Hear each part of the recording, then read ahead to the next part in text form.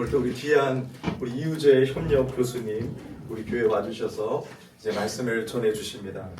우리 여호수아 14장 12절 15절 말씀을 통해서 잊혀진 45년을 찾아서라는 제목으로 말씀 전해 주시겠습니다. 우리 나오실 때 우리 박수로 환영할까요?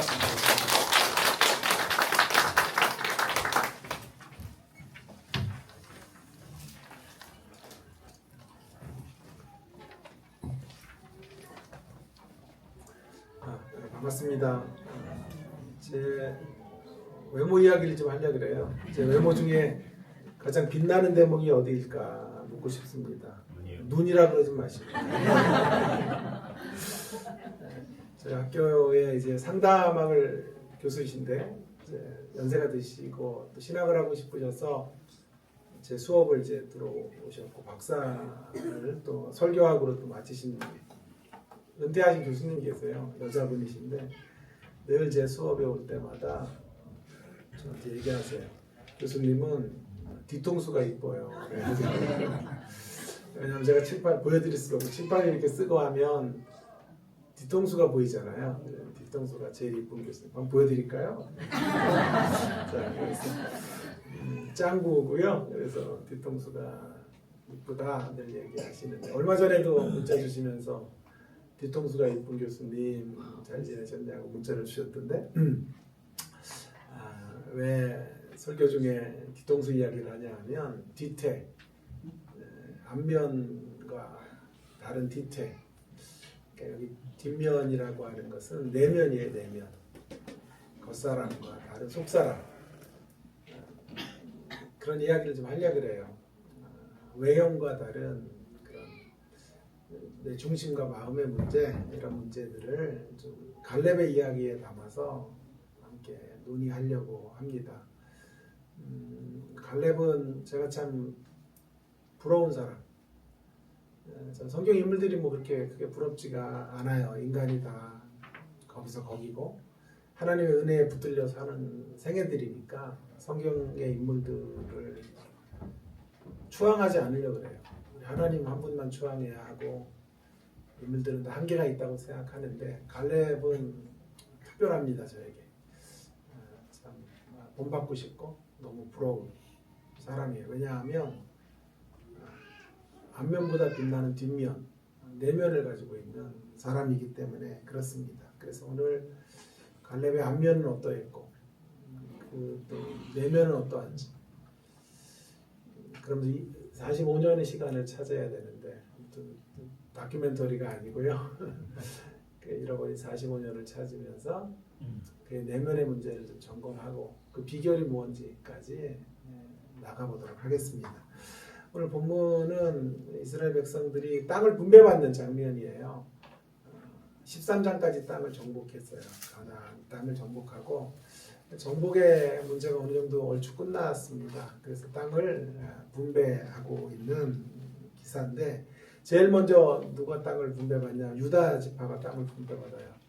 유다 지파에 속한 갈렙이라는 사람이 헤브론 땅을 분배받는데 성경의 유다 지파는 어떤 순간에서부터 매우 중요해요.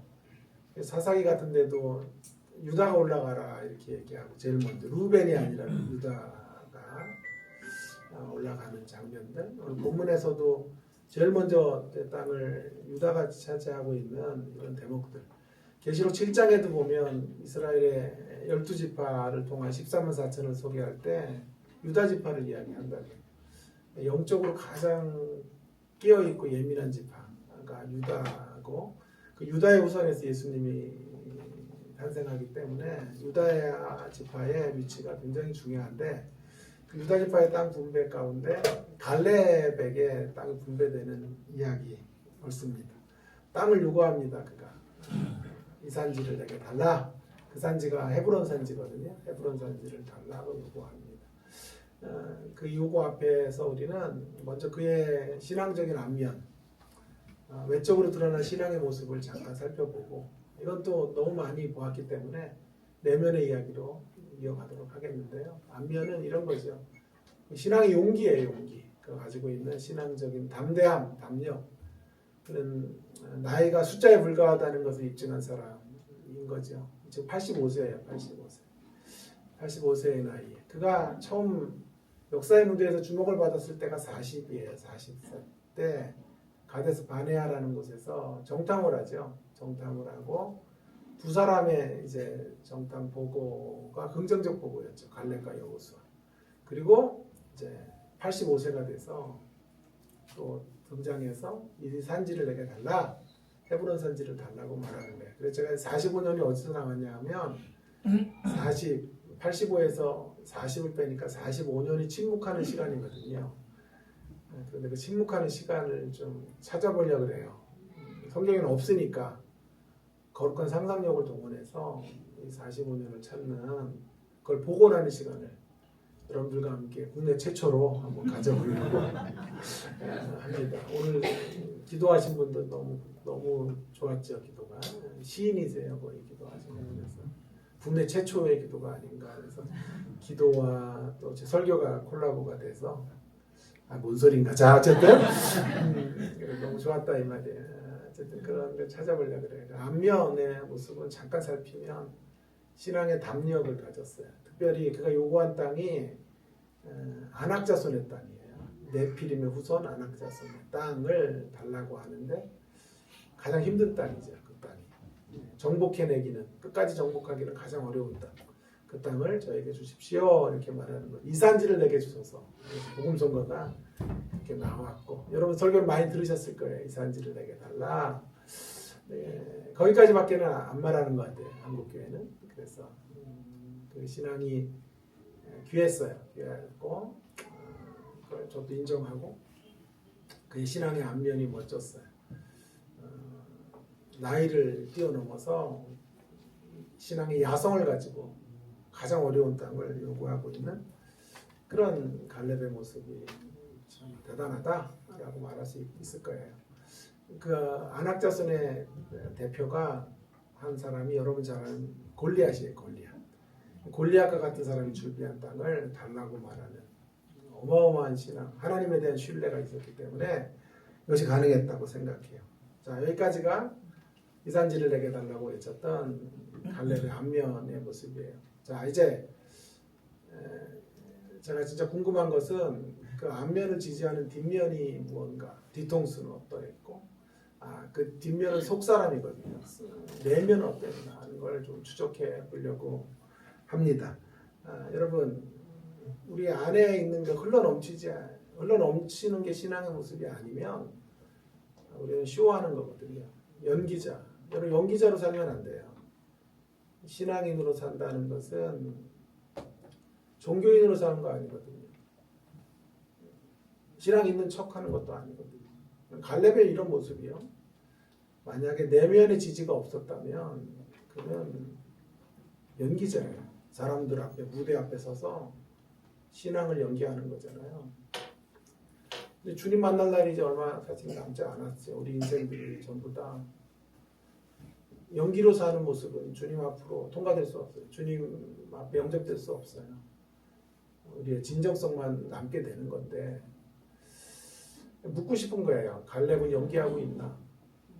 아니다 라는 것이 저의 추적의 결과, 잃어버린 45년을 찾아낸 결과의 답이에요. 저 같은 목사 혹은 교수로 살면서 제가 제일 주의하려고 하는 것도 하나 바로 이런 거예요. 연기하며 살면 안 돼요. 제가 설교하는 게 꼭 저는 아니기 때문에 성도들은 제가 설교하는 것에 은혜 받고 저를 그런 높은 수준으로 바라봐 주는데 하나님 앞에서 저는 정직하게 그렇게 못 살 때도 많거든요. 그래서 너무 연기에 익숙해지지 않도록 하나님 늘 진실을 말하고 그래서 가급적 저는 정직하게 설교하려고 그래요. 있는 모습 그대로 막 꾸미고 이런 것들이 참 싫어요. 양복도 안 입고 오면 또 여러분이 실족하니까 입고 오는 거지. 사실은 어쨌든 실족하면 안 되잖아요. 실족하지 않으신다면 가장 정직하게 말씀의 항변들을 담아내고 저의 질문거리들 성경에서 찾고 그렇게 그냥 날 것이죠. 날 것. 저의 그런 모습으로 신학생들 앞에 쓰고 싶고 여러분 앞에 설교하고 싶어요. 자, 그러면 갈렙의 내면을 찾아야 되는데 오늘 읽은 본문에는 없어요. 내면이라는 단어가 없어요. 뒷면이라는 단어가 없어요. 그러니까 거룩한 상상력을 동원해야 돼요. 이런 거에 또 부담 느끼는 분도 계세요. 아, 성경을 왜 상상력으로 봐? 있는 글자로 봐야지. 예. 저는 성경의 글자 이면에 하나님 마음이 있다고 생각하고 하나님의 세계가 뒤에 병풍처럼 놓여 있다고 생각해요. 그래서 그 글자 너머에 있는 하나님의 세계들, 하나님의 가슴들을 읽어야 된다고 생각하거든요. 그래서 거룩한 상상력을 동원하고 공상이나 내 추측이나 내 사견을 말하면 안 되겠죠. 그래서 갈렙의 이야기 전반을 좀 한번 재구성하면서 잃어버린 45년의 시간을 찾아보는 그런 복된 시간이기를 간절히 바랍니다. 자, 갈렙의 더 넓은 기사를 보면 갈렙은 어떤 사람이냐 하면요. 갈렙은 사실은 가나안 땅에 들어갔던 1세대 사람 2명 중에 한 명이죠. 그 2명은 갈렙과 여호수아죠. 갈렙과 여호수아. 그들이 그렇게 가나안 땅에 들어갈 수 있었던 이유는 뭐냐면 정탐의 자리에서 보고를 긍정적으로 하고 신앙적 어떤 그런 보고를 했기 때문이에요. 12명의 정탐꾼이 들어가지만 정탐하고 돌아와서 하나님의 약속에 근거한 하나님 약속하신 것을 이루실 겁니다라고 확신하는 사람은 갈렙과 여호수아밖에 없었어요. 그래서 다른 이들은 전부 광야에서 죽고 출애굽 2세대와 여호수아 갈렙이 가나안 땅에 들어가게 되는 것을 보게 됩니다. 자, 그렇다는 얘기는 모세를 이어가는 차기 지도자는 두 사람이죠. 갈렙과 여호수아죠. 갈렙과 여호수아는 나이도 그렇고 지위도 그렇고 신앙의 연수도 그렇고 모든 면에서 민족을 이끌어갈 만한 모세의 후계자입니다. 좋은 동역자이고 선의의 경쟁자이기도 한 두 사람. 자, 그런데 포스트 모세는 이 두 사람인데 우리가 좀 주목해야 될 것은 여호수아가 됐으니까 갈렙을 잃어버리면 안 되고 사실은 그 과정에서 여호수아로 하나님께서 자기 지도자를 세우긴 하지만 제가 보기에는 인간적인 눈으로 보면 갈렙이 훨씬 더 지도자의 외적 자질을 갖고 있었어요. 지도자로서의 좋은 어떤 성격이랄까요? 그런 면들을 갖고 있었다고 생각해요. 찾아볼게요. 그래서 저는 이렇게 말하고 싶어요. 인간적으로는 포스트 모세가 될 수 있는 모세를 이어갈 수 있는 지도자는 갈렙이었다. 이렇게 생각해요. 13절 민수기 13장 30절을 한번 찾아보겠습니다. 민수기 13장 30절 한번 찾죠. 한번 같이 읽을까요? 찾았으면 한 목소리로 민수기 13장 30절 시작. 갈렙이 모세 앞에서 백성을 조용하게 하고 이르되 우리가 곧 올라가서 그 땅을 취하자 능히. 자, 보세요. 두 사람이 보고했다고 하지만 성경이 두드러지게 강조하는 사람은 갈렙이에요. 여호수아가 보고했다가 아니라 갈렙이 백성 앞에 조용히 하고 갈렙이 두 사람의 대표로 말했을 수 있죠. 우리가 올라가서 땅을 취하자.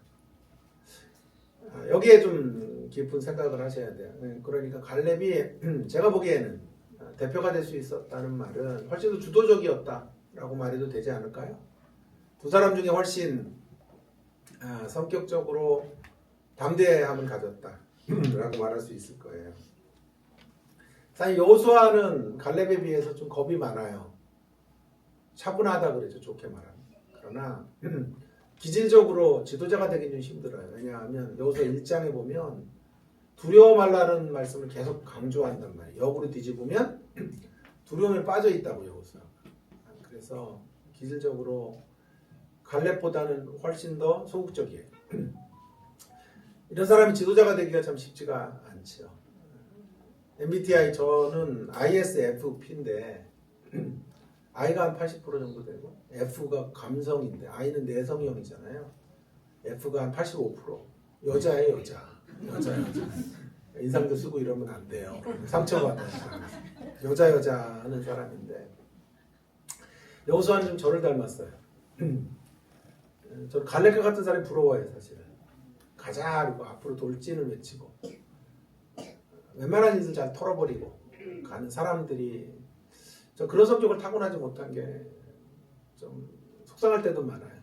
너무 작은 것에 집착하고 창념하고 좋은 점은 이제 섬세해요. 섬세하니까 보세요. 좀 섬세하게 생겼잖아요. 섬세하고 그러니까 이런 게 이제 작동하면 성경을 좀 아주 세밀하게 바라보는 이런 것들을 주셨다고 생각하는데 관계 안에서는 참 힘들더라고요. 작은 사소한 말들, 눈짓들 이런 것들에도 상처를 받고 지나가는 잎새, 떨어진 잎새에도 마음이 아파요. 막 이러니까 아주 웃으려면 웃고요. 자, 그래서 이러니까 사실은 지도자의 패기나 그런 배짱이 좀 없어요. 그래서 제가 목회 기회가 여러 번 왔지만 제가 거절을 했고 제 와이프가 또 말리더라고. 당신은 당신 성격에 목회 못해. 어떤 속상한 일만 있으면 넘어서야 되는데 못 넘었으니까 고민이 해결될 때까지 잠을 못 자고 큰 병이 날 거라고 목회 안 하는 게 좋겠다고 와이프가 그때마다 말려가지고 제가 못한 거예요. 신학교에 있었는데도 이렇게 병이 난 거잖아요. 목회했으면 저는 이미 이 세상 사람이 아니야. 벌써 하나님의 나라에 여러분보다 먼저 좋은 곳에 갔을 거예요. 근데 어쨌든 그런 고맙습니다. 지금도 웃어주셔서 고맙고 웃어줘야 제가 또 마음이 풀려서 안 웃어주면 막 고민해요. 고민하다가 원고도 놓치고 막 이렇게 되니까 잘 웃어주시고 자 그래서 훨씬 더 지도자로서의 당당함은 갈렙이 갖고 있었다. 하나님도 그걸 인정해 주시는 것 같아요. 14장 민수기 14장 24절에 가시면 하나님의 반응 하나님의 반응 한번 읽어보겠습니다. 14장 24절 시작.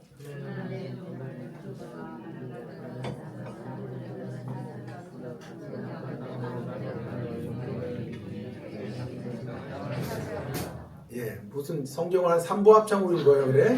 이쪽 속도 다르고 여기 다르고 예. 내 종 갈렙은 그 마음이 그들과 달랐지요. 나를 온전히 쫓았다. 그래서 내가 드리고자 하는 땅에 들어갈 것이다. 내 종 갈렙 여호수아가 없어요. 사실 없다는 말은 여호수아를 무시했다는 뜻은 아니지만 대표성을 갈렙이 띠고 있었다라고 말해도 틀리지 않겠죠. 그죠? 그래서 저는 인간적으로 후계자는 갈렙이 유력하다라고 생각을 한 거예요. 그러나 인간의 뜻과 하나님의 계획은 달랐죠. 여호수아가 차기 지도자가 돼요. 제가 좀 의문이 됐던 건 이거예요. 그랬다면 여호수아 옆에 갈렙이 딱 붙어 있었으면 좋았잖아요. 두 명의 어떤 신앙의 열조들, 선조들이잖아요. 앞서간 사람들이잖아요. 그러니까 군대 장관 정도 이렇게 시켜주면 좋았을 텐데 그랬다는 구절이 없어요. 여호수아가 후계자가 된 후 갈렙은 낙향해요. 여러분 그때 상상해 보는 거예요. 그때 갈렙이 느꼈을 인간적 감정이 어떠했을까 하는 생각을 해보겠습니다. 어떠했을까요? 세인들의 주목을 받고 역사의 무대 40의 역사의 무대에서 그러니까 이렇게 하나님의 인정을 받을 만큼의 대단한 신앙의 모습이었는데 박수갈채를 받았던 그런 지도자급의 사람이었는데 여호수아는 떡하니 민족의 자기 대권 주자가 되고 자기는 낙향을 해요. 그 쓸쓸함. 인간이 이걸 견디질 못해요. 인간은. 그 45년 45년 만에 나타나가지고 이제 이 땅을 내가 달라 이렇게 얘기하는 거란 말이에요. 그 잃어버린 45년 잊혀진 계절이 된 45년을 어떻게 견뎠을까를 제가 궁금해했다고요. 그걸 찾고 싶었어요. 뭐 자료들 아무리 봐도 여호수 이산지를 내게 달라 그 믿음 세 가지 맨날 이런 거밖에 없어요. 그래서 나는 궁금한데 이게 45년 동안 그는 어떻게 살았을까 이런 게 궁금한데 아무도 안 찾으니까 제가 찾은 거예요. 그래서 여러분과 함께 나누는 거예요. 뜻깊은 자리 오셨다. 어? 교회가 크진 않지만 강사는 좋은 사람을 부른다. 그래서 목사님들 감사하고 일단 인사드리세요. 목사님 고맙다고. 한 분만 끄덕이네. 자, 그래서 여러분 갈렙은 잊혀진 존재, 잊혀진 계절이 되었죠. 잊혀진 계절이 되어 보셨어요? 잊혀진 존재가 되는 것 참 인간이 견딜 수 없는 서글픈 일이죠. 여러분 아시는 것처럼 전 7월 1일에 작년에 수술을 하고 4월에 진단을 받고 7월 1일에 청천벽력과 같은 암 진단을 받고 수술을 했는데 그리고 1년이 훌쩍 넘어갔는데요. 초창기에 진단을 받고 수술을 하는 과정에서 이제 저는 끝났구나. 나는 잊혀진 존재가 되는구나. 난 학교에 복직을 할 수 있을까? 제자들은 나를 불러줄까? 그런 생각이 들더라고요. 너무 초라해지고 작아지는 저를 매일 조우해야 됐어요. 저 어머니도 늘 만나면 그게 안타까우셨던 모양이에요. 5대양 6대주는 아니어도 사방팔방 다니며 그렇게 설교하고 일주일의 스케줄을 막 쪼개서 썼던 전데 암이 걸리고 아무도 찾아주는 사람이 없다. 우리 아들 얼마나 딱한가 하는 생각이 드셨나 봐요. 만날 때마다 아들 누가 만나자는 사람 좀 있어? 누가 좀 오라는 교회가 좀 있어? 아들? 그렇게 늘 물어보셔요. 그래서 염려 말라고 너무 많다고. 근데 내가 안 만난다고. 이진우 목사만 만난다고. 그 사람 안 만나고. 오라는 교회 많다고. 근데 안 간다고. 열린 교회만 간다고. 그렇게 이야기를 해서 너무 감사하다. 그래서 늘 전화를 드리면 물어봐요. 오늘은 누가 온 사람이 있어? 그래서 제자 한 분 와서 식사했다 그러면 너무 감사하다. 그분 축복해. 어머님 그렇게 마음이 아프셨던 모양이에요. 제가 잊혀진 계절로 살다가 그렇게 약해지는 모습들 그런 게 짠하셨던 것 같아요. 자, 갈렙은 잊혀진 존재가 된 거예요. 그래서 이제 1장부터 13장 가운데 갈렙이라는 말이 없어요. 14장에 들어서 비로소 갈렙이 다시 한번 등장해요. 그 오랜 침묵을 깨고 갈렙이 등장하는데 자, 짠하고 등장했을 때 갈렙이 85세라니까요. 등장해서 가장 힘든 땅을 나에게 달라라고 말하는 거예요. 여기서 우리는 갈렙의 내면을 추적할 수 있어요. 끄집어낼 수 있어요. 45년 어떻게 살았는지를 복원할 수 있다니까요. 지난 45년의 삶이 기반이 됐기 때문에 이 땅을 요구할 수 있었다가 저의 결론이에요. 이 땅을 요구한다는 의미가 뭔지 자 보세요. 땅 분배는 기쁜 일이잖아요. 땅을 전부 얼추 끝났고 이제 분배하니까 지파별로 각각의 소유지가 생기는 거잖아요. 그냥 기쁜 일이란 말이에요. 전리품 마치 나눠 갖는 것과 같은 일인데 그렇다고 대적들을 지금 다 물리친 것은 아직 아니에요. 사사시대에 주로 사사기에 보면 계속 남겨져 있는 대적들이 있었던 것이 분명했으니까 자 이제 승기를 잡은 거죠. 승기를 잡고 나머지 남겨진 대적들을 다 쫓아내서 그들의 땅이 되게 하는 사명을 갖고 있는 건데 여러분 이 땅을 분배하는 건 기쁜 일인데 또 반대로 뒤집으면 굉장히 지파들이 사분오열될 수 있는 시간이기도 해요. 땅 분배를 잘못했을 때 만약 기준을 잘못 정해서 땅 분배를 했다거나 불공평하다고 만약에 어느 지파에서 느꼈다면 싸움이 나겠죠. 싸움이 나겠죠. 이것도 어려운가? 자, 싸움이 나잖아요. 의정부 땅 여러분에게 다 나눠드린다 그럴 때 중요한 건 기쁜 일이죠. 땅을 나눠 갖는다니까. 이제 땅을 내 소유로 갖는구나. 기쁜 일이죠. 어떤 땅을 누구에게 주느냐. 의정부 안에 제일 노란 노란자 땅 누가 갖느냐. 잘 몰라요. 제가 어디가 노란자 땅인지 고산동이 제일 좋은 건지 하여튼 어떤 땅을 누구에게 갖느냐 하는 건 제일 중요한 초미의 관심거든요. 서울로 얘기하면 강남 땅 누가 가질래 이런 거잖아요. 근데 기준과 원칙이 제대로 정해지지 않고 강남 땅을 누구에게 주면 싸움 나겠죠. 피 터지겠죠. 그렇단 말이에요. 근데 그거보다 더 어려운 건 뭔지 아세요? 가장 힘든 땅 누가 가져요?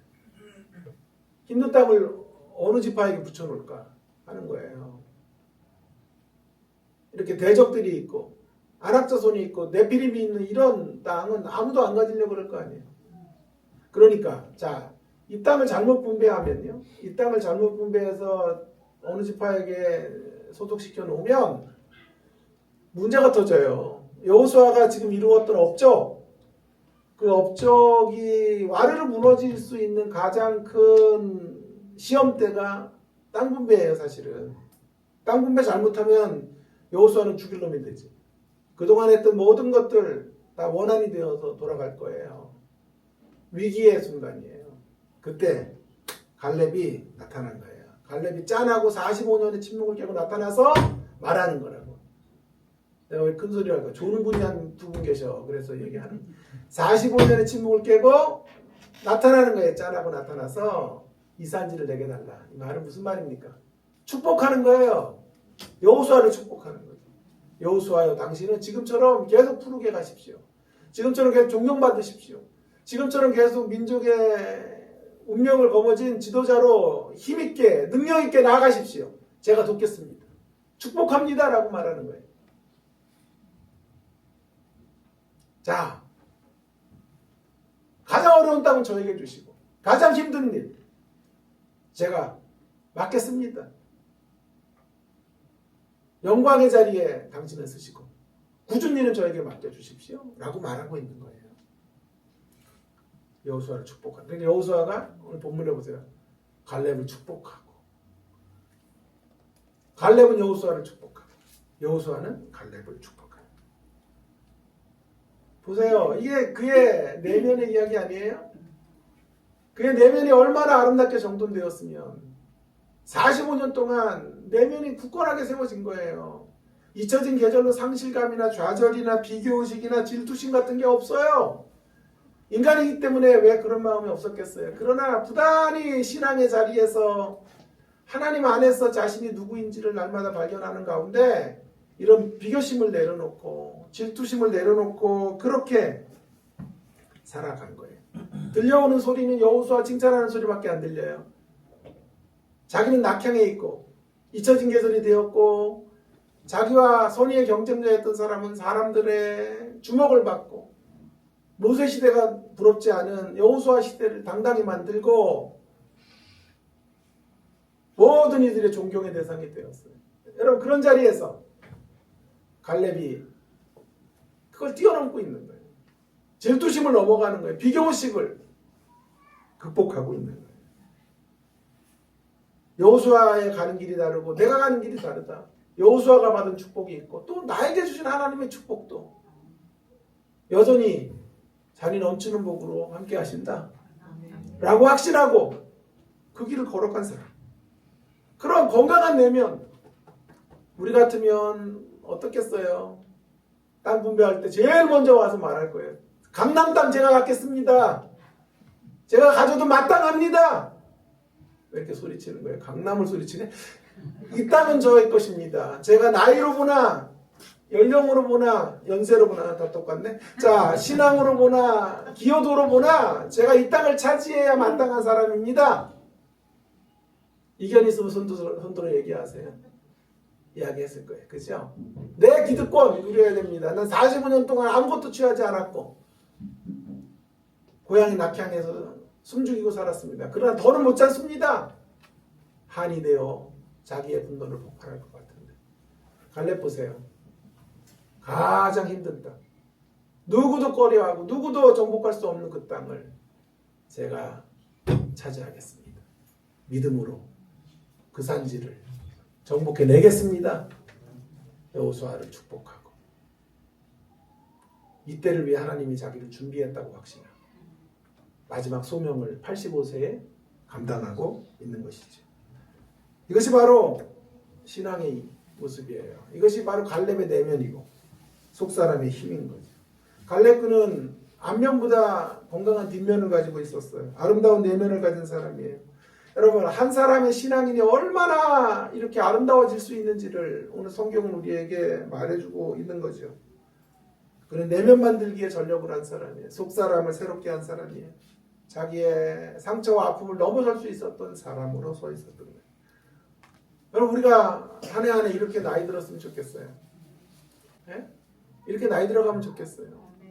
신앙의 연수가 쌓여가면서 이렇게 우리의 속사람이 빚어져 가기를 간절히 바라요. 겉사람은 후패하지만 우리 속사람은 하루날로 강건해지기를 바랍니다. 그래서 우리의 노년의 때, 황혼의 때에는요, 누구도 범접할 수 없는 아우라를 가지고 신앙적 품격을 가지고 향기를 드러내고 그냥 우리가 서 있는 자태만 봐도 은혜를 받는 그런 자리까지 나아가는 신자들이 되기를 간절히 바라요. 여러분 외형만 추구하고 겉사람만 추구하면 정말 우리 인생이 너무 슬퍼요. 너무 비극적이에요.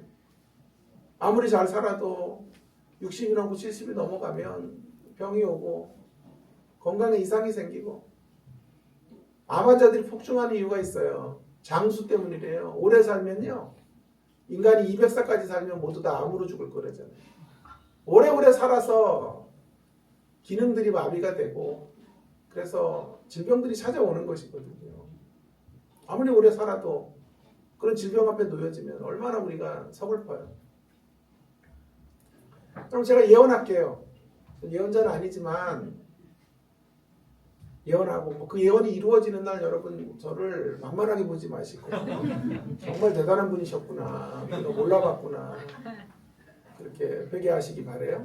예언하겠는데요. 앞으로 5년 안에 손흥민은 은퇴합니다. 예언할 수 있어요. 제가 확실해요.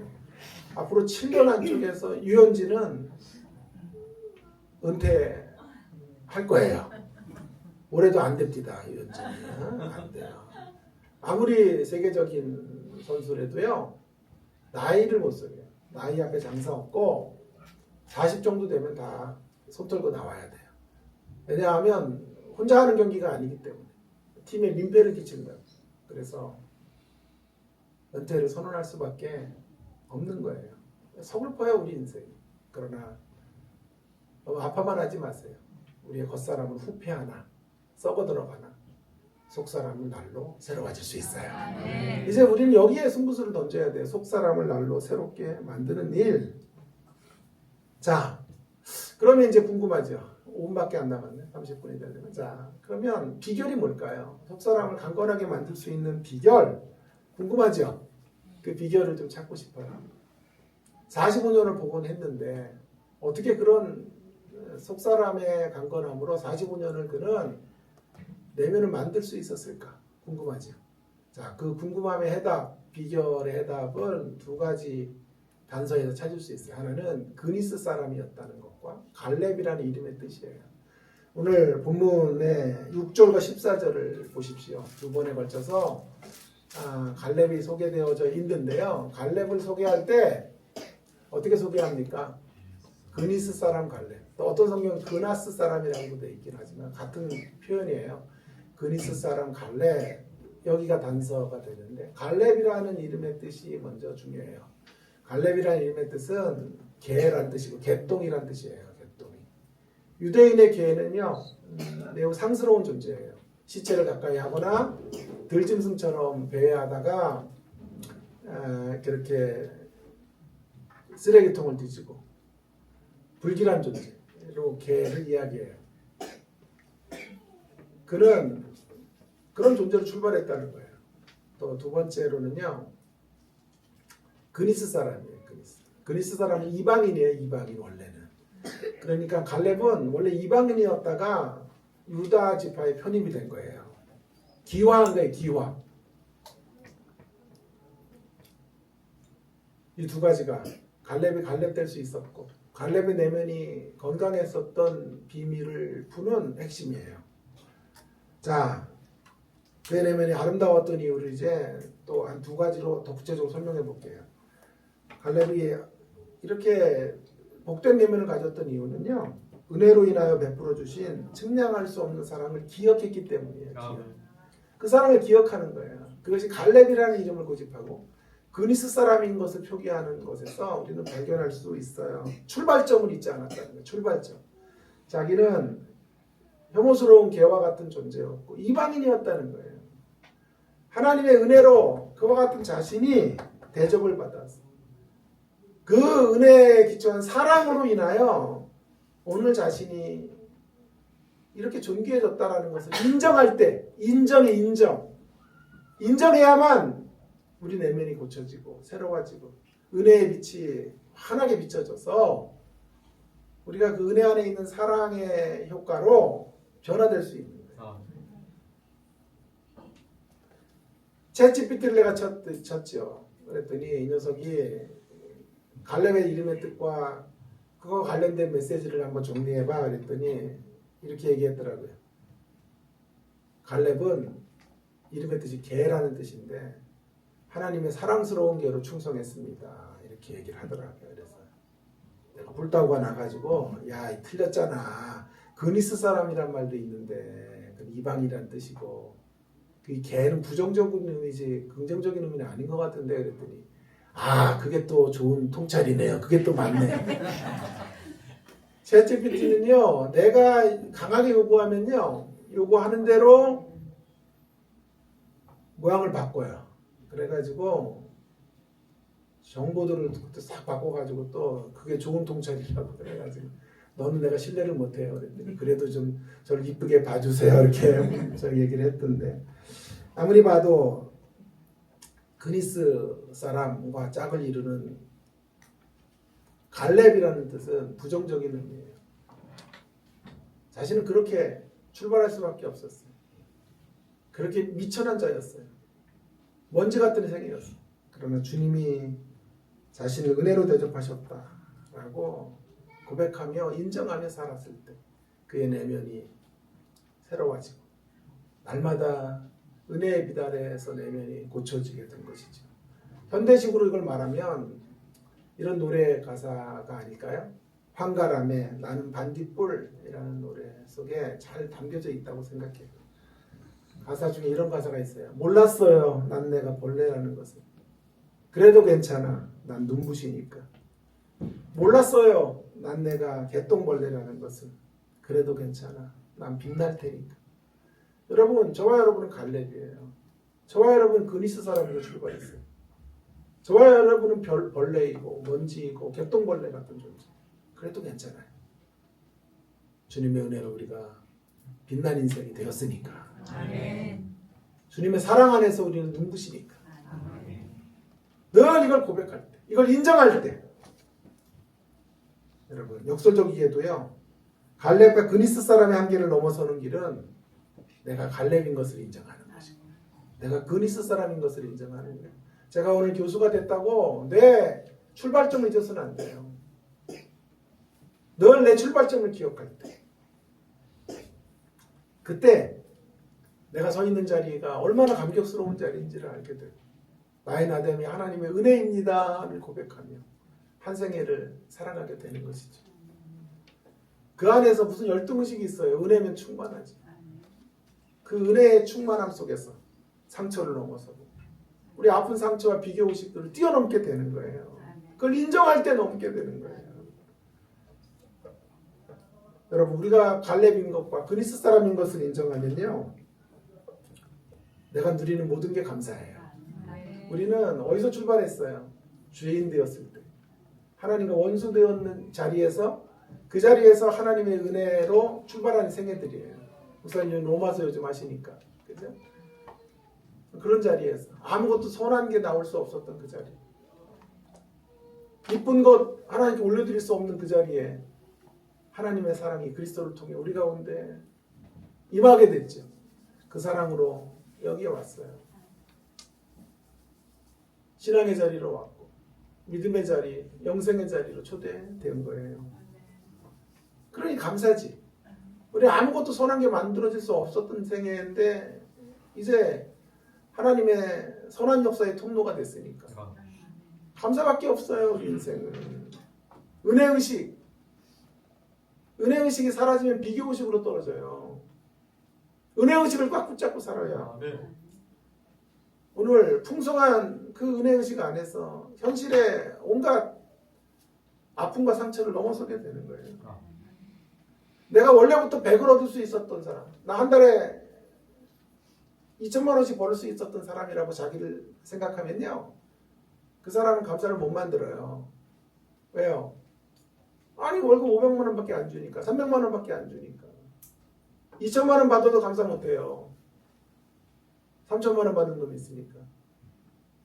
3천만 원 받아도 감사 못 해. 그 위에 더 많이 받을 사람, 나 거기까지 갈 수 있어 라고 생각하는 자리에서는요, 원망과 불평밖에 없어요. 그러나 내가 아무것도 만들 수 없고 나는 아무것도 받을, 삶을 사는 것 자체가 은혜야라고 생각하면, 오늘 우리가 어떤 세상에도 대접을 받든 어떤 삶의 현실에 놓여졌든지 간에 그 은혜의 시간에서 감사하고 감격하고 축복하고 서로 비교하지 않고 오늘 갈렙과 같은 이런 자태를 드러내며 살아갈 수 있게 되는 것이죠. 우리가 원하는 걸 다 잃어버려도 감격할 수 있어요. 다 잃어도 감격할 수, 주님은 계시니까. 아직 뭐 아까 기도처럼 우리 아슬아슬하게 나뭇가지 하나 붙잡고 서 있는 생애들이, 그러나 우리의 인생의 기반이 주님 위에 서 있기 때문에 세상적으로 보면 아슬아슬할지 몰라도 우리는 주님의 굳건한 반석 대신 주님 위에 서 있는 인생들이니까 모든 걸 다 잃어도요, 그 가지가랑이, 그 나뭇가지가 부러져도 상관없어요. 주님 위에 서 있는 생애, 든든한 반석 대신 주님 위에 있으니까 세상에 들어오고 나가는 것과 상관없이 우리는 노래할 수 있고 찬양할 수 있고 나보다 다른 일이 잘 되는 것도 축복할 수 있어요. 그런 내면을 가질 수 있게 되는 거예요. 은혜의식 안에서 우리는 자존감을 높이시기 바랍니다. 주님 안에서 얼마나 존귀한 생애인지에 대한 자존감을 높이시고 자만감은 낮추세요. 자만감은 계속 낮아져서 영이 되기 바라고, 은혜의식 안에서 자존감은 높고 자만감은 낮아지는 우리로 살아갔으면 좋겠습니다. 자, 한 가지 더. 그니스 사람 갈렙이라는 이야기 속에서 우리는 하나님의 풍성한 은혜에 대하여, 은혜로 인한 사랑에 대하여 인정하는 것만이 아니라 한 가지 더 반응해야 돼요. 반응. 인정과 반응은 좀 달라요. 반응할 때 우리는 하나님의 역사 속에 내면을 건강하게 만드는 사람이 될 수 있어요. 여러분, 하나님의 사랑이면요, 우리 내면을 충분히 변화시킬 수 있어요. 그런데 하나님의 사랑이 충분한데 충분하지 않아요. 이게 무슨 말이냐 하면, 하나님의 사랑이 우리를 변화시킬 충분한 자원이 된다는 것인데 그건 동의해요. 그러나 충분하지 않다는 것은 하나님의 사랑이 일방적인 사랑 갖고는 안 돼요. 쌍방적 사랑이 돼야 돼요. 그러니까 하나님의 사랑을 끌어다 써야 돼요. 끌어쓰지 못하면 하나님의 사랑이 그저 우리에게 쏟아부어지기만 하면요, 우리가 변화는 안 돼요. 그래서 하나님의 사랑으로 충분하지 않다는 거예요. 기독교 신앙이 그림의 떡이 되면 안 돼요. 누림의 떡이 되셔야 돼요. 누림의 떡. 내가 뭘 만들면 이렇게 재미가 없어. 고민해서 만든 건데 그림의 떡이 아니라 누림의 떡. 누가 만들면 다 멋있는데 내가 뭘 만들면 이렇게 아멘도 없고. 근데 더 좋은 표현이 있으면 이따 갈 때 좀 얘기 좀 해주세요. 제가 눈깔 사탕이라도 하나 드릴 테니까. 누림의 떡이 돼야 돼요. 기독교 신앙이 그림의 떡인 것은요, 갈렙이 이렇게 살고 나는 그렇게 못 사는 거예요. 기독교 신앙이 나의 이야기가 돼야 되잖아요. 맨날 간증자들의 이야기만 되고 나의 이야기, 내 내면을 고치는 이야기가 못 되면 그림의 떡이에요. 그건. 하나님의 은혜는 우리 가운데 부어지는데 그걸 내가 받아야 된다고. 받아서 반응해야 돼요. 반응. 그건 쌍방적인 거예요.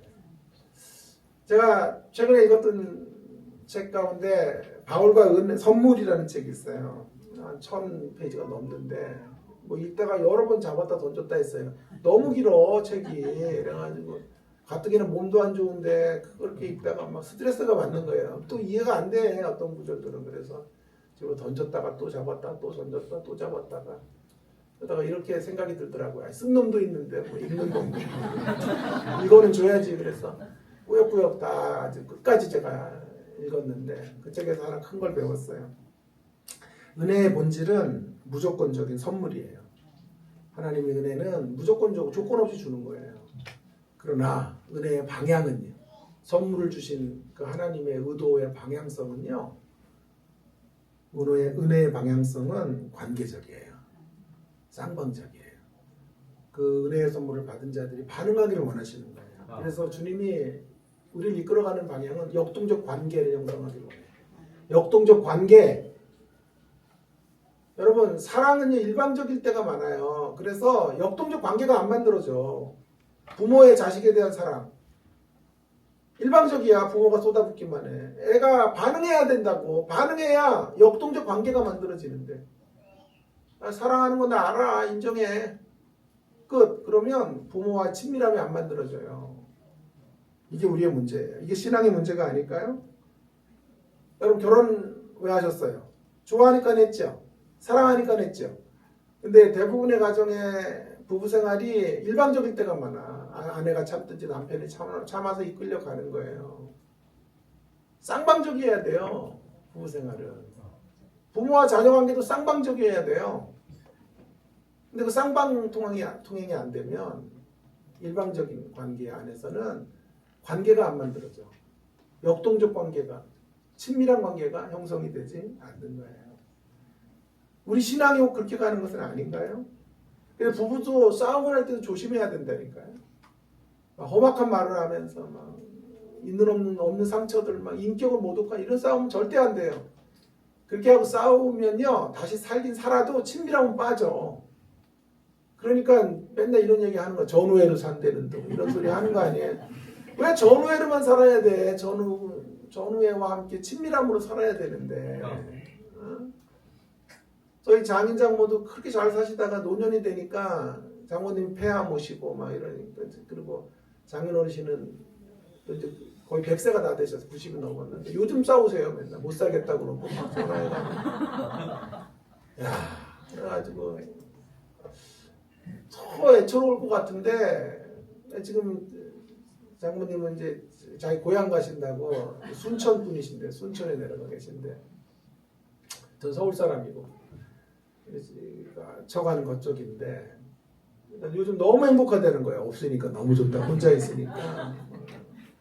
그래서 장모한테 그랬대요. 있는 날만큼 길게 있다가 오라고 그랬더니 나 참 서글퍼요. 인생 그렇게 오래 5, 60년을 넘게 이렇게 사셨는데 더 친밀해져서 마지막에 애틋하게 서로를 축복하다가 가야 되는데 그렇게 사는 사람들을 볼 수가 없어요. 친밀함이 빠졌기 때문에 그래요. 전 드라마 같은 거 보다가 제일 화날 때가 이런 거예요. 아버지 회장인데 아들이 막 잘해도 칭찬도 안 해 그 아버지. 아이 그까짓 거 뭐 교만하면 안 돼. 뭐 야단만 치고 말이야. 1등 해와도 아이 그 1등한 거 가지고 반에서 1등한 거 가지고 전교 1등도 아니고 뭐 야단치고. 그래서 아들이 막 엇나가요. 형만 사랑하고 나는 뭐야. 집도 갖추라고 막 그러다가 아버지 날 사랑하지 않아 그러다가 어떻게 돼요? 언제 깨달아? 아버지 돌아가셨을 때 깨닫잖아. 주식 50% 남겨놨다고 그래가지고 아버지가 나를 사랑했구나. 열이 확 받아요 저는요. 왜 그렇게 살아? 아니 있는 동안에 칭찬하고 교제하고 그렇게 축복하면서 서로 친밀하게 사귀다가 가야 될 거 아니야. 또 반말이 나오냐? 가야 될 거 아닙니까? 그죠? 근데 그렇게 못 살잖아요. 신앙의 목표는요, 방향은요, 친밀한 사귐이에요. 주님과 사귀어야 돼요. 지속적으로 은혜 안에서 그분의 사랑의 음성 앞에 반응하셔야 돼요. 가까이서 속삭이셔야 돼요. 날마다 거룩한 코이노니아를 이루셔야 돼요. 마치 삼위일체 하나님이 서로 함께 부둥켜 안고 춤추어 가시듯 그렇게 우리도 그 사랑 안에서 깊은 사귐 안에서 삼위 하나님과 춤추고 걸어가는 신앙의 여정이 되기를 간절히 바라요. 그래야만 그 사귐이 있을 때만 우리가 변해요. 쌍방적일 때만 새로 맞아요. 이게 문제예요. 우리에게 이게 없어요. 그 사귐 안에서 하나님과 친밀해질 때 그때 우리는 하나님 나를 사랑하시는데도 사랑하지 않는 것과 같은 일들이 벌어질 때 사랑을 의심할 만한 현실들이 펼쳐질 때도 그 사랑으로 견딜 수 있어요. 사랑하시는데 갈렙을 팽시켰어. 낙향시켰어. 군대 장관도 안 줬어. 그때 하나님 여전히 나를 사랑하셔. 친밀하게 하나님과 교제한 사람만 이겨낼 수 있어요. 하나님 사랑하는데 암을 주셨어. 개뿔이 하나님 어디 계셔? 그러면 신앙 떠나는 거예요. 그러나 하나님과 친밀하면 그 암이 오히려 하나님을 더 가까이 나가게 하는 길이 된다라고 믿고 그 안에서 하나님의 온전한 사랑을 더 맛보게 되는 거예요. 아멘. 그때 우리의 내면들이 건강해지고 그 내면 가지고 원망과 탓하지 않고 덕의 인생으로 살고 하나님 덕 때문에 살았습니다. 은혜 덕으로 살았습니다. 고백하고 다른 이들을 넉넉하게 바라봐주는 자리로 가게 되는 거죠. 제가 이런 고민이 많았어요. 제 가장 큰 고민은 뭐냐 하면 성도는 바뀌나 변화가 돼요? 성경이 말하는 기독교 이렇게 풍성한데 성도들의 기독교 왜 이렇게 초라해요? 여러분이 누리는 제가 누리는 기독교 신앙이 왜 이렇게 가난해요? 이상하잖아요. 성경에서 예수 믿는 것 하나만 가지고도 배를 굶어도 감옥에서도 감사하는 그런 신앙의 이야기를 하고 있는데 우리가 있는 것 중에 하나만 없어도 하나님 원망하고 산다고. 왜 이렇게 우리의 현실성은 이럴까요? 이게 저의 가장 큰 고민이에요. 신앙생활 오래 하고 연세가 들면 거룩해지나요? 아니요. 부모님들 뵈니까요. 연세가 들면 들수록 좁아지고 안목이 더 자기중심적이에요. 섭섭해요. 그렇게.